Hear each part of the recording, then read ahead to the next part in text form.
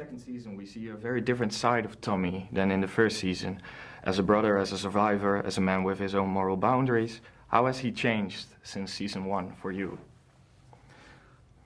Well, I think the obvious answer to that is he's a father, which informs so much more of what he's about, you know, and also gives him a lot of, you know, worry and fear, and which are very human. And I think that's what I love about the character, which is a departure from some other characters I may have played, is that he's vulnerable, you know, and he is mortal. So he has to strategize in a way, and he's also older. You know, he's a lot older. He's 5 years older now in this season. So you have to strategize in a more kind of efficient way. But yeah, I think he's just dealing with a lot more. He's being pulled and being kind of drawn and quartered in all these directions. His son, his wife, his brother, and his niece, Ellie, I'd say. I always call her my niece. Yeah. He's just being pulled in every direction. But he's a loyal person, and he's a loving person, and he's gonna always try to do what's right, and that maybe to his own detriment, but we'll see. Okay, yeah. And were you also a bit scared to return for the second season, or just mostly excited?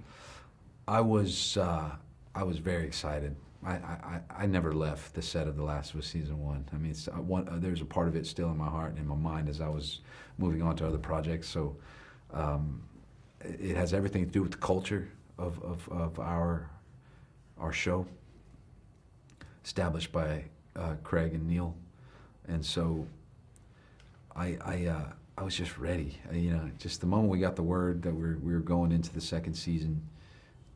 I mean, even before that, as I was playing the games, before we even started the first season, I was already mentally preparing for what this journey is and where Tommy goes. So I was just, while we were shooting the second season, I was just really kind of just revving to go, very excited and knowing what was to come. And cool. And so, yeah, man, it's just all one journey. Yeah, and being one of the OGs, of course, from the first season, how excited was it for you to work with the new cast members? Oh, you know, I was fans of so much of their work. You know, loved Young and Beef, loved Caitlin. I've loved everything Caitlin's ever done. I know Molly Ephraim, who played Caitlin's older sister in a sitcom called Last Man Standing. So I was aware of her even as a young actor, and even then she was just incredibly impressive. Isabella Merced, just phenomenal. I mean, just to be so young and so wise and so talented should be illegal. But yeah, I mean, all of them, all the way down. You know, Danny, I've known Danny and really admire his work and what he's been able to do, and I just, and then all of them were not only extremely talented. I got to go down the line: Spencer, Tati, Ariella, all of them, the young cast. So, just so professional and wonderful in every sense. So we were really lucky because they all came in with a team first type attitude, you know. And I think that's once again established by Craig and hopefully me and the rest of the people who were there, who were veterans. You know, we have a strictly no jerk policy, and none of them came in with any turbulence. Everyone just kind of became a family. Yeah. Of course, the sets are amazing, the outfits, everything, the trinkets. Did you bring something back from the set? Did you keep something? Yeah, from the first season, I had this beautiful belt buckle, silver belt buckle with gold plate and turquoise, which was forged for me specifically. And I also had these boots made by Carol. Her name was Carol McPherson. She was a boot maker in Alberta. That have a beautiful Indian paintbrush embroidered on it to make me think of home. Wow. But there were doubles of all that. So actually I brought the belt buckle back because I wanted to use the same one because I was able to wear it in and it became naturally tarnished.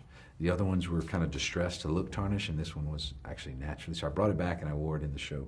That's so cool. And then I took it again because it's mine now. Yeah, and if any one of the real cast members should survive in the Last of Us world, who would survive the longest? Who would survive? I think me and Young would do pretty well. Bella, Caitlin, all the women, I think, I think women are stronger and have greater constitutions in general. Maybe not Isabella, because she's already resigned to her fate. She already told us many times, she's like, no, I'm done. I'll probably be done pretty quickly. She's got short little legs, so she can't run very fast.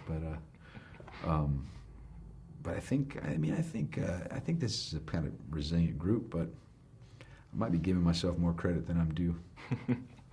Yeah, what makes The Last of Us different from all the other, post-apocalyptic zombie franchises? Yeah. Well, it's about people first. It's not about scares and monsters. Yes. And I think also just the monster element is a little different. I think in this one it's about nature reclaiming the world and the people in it, and that's what the fungus is. It's this naturally occurring thing. I think that is kind of a defining element of the show. I think the music is a big part of it. I think Gustavo's score is huge. I think it evokes a lot of emotion. Neil Druckmann's particular musical tastes, I think, are important.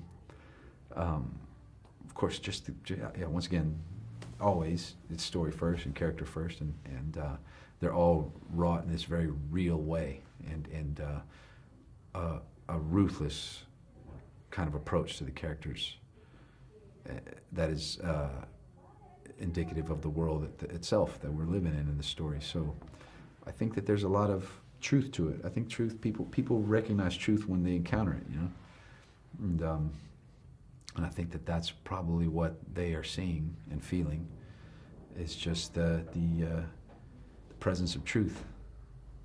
Yes. Yeah. Was there a scene in this season which reflected one of the scenes in the game where you were particularly exciting about to reenact?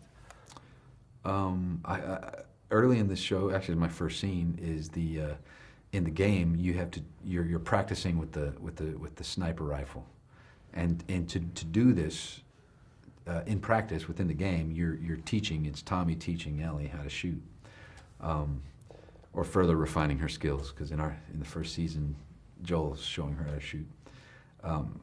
And that was really cool to play, because because it's a scene that I love from the games, just the two of them out there, just kind of funkle time, and so that was really great. I love that.